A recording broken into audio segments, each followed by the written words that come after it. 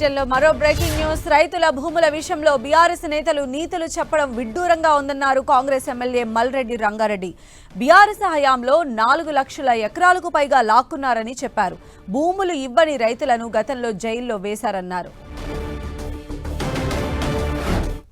ఇందిరా గాంధీ గారు ఇచ్చినప్పటి నుంచి పట్టాలు ఇచ్చినటువంటి అసైన్డ్ భూములను కూడా గుంజుకున్న చరిత్ర పోలీస్ స్టేషన్లను వేసి కొట్టించి మేము పోతే మమ్మలను పోలీస్ స్టేషన్లను వేసి చేసినటువంటి గనులు నువ్వు నిన్న ఢిల్లీలో ఏం మాట్లాడుతున్నావా?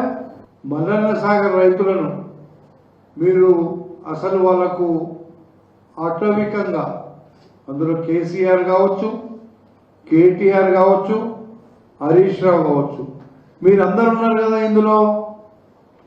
ఆ రోజు మీకు తెలివి లేదా?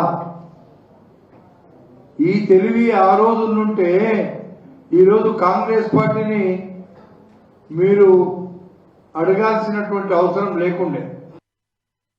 ఇందిరా గాంధీ గారు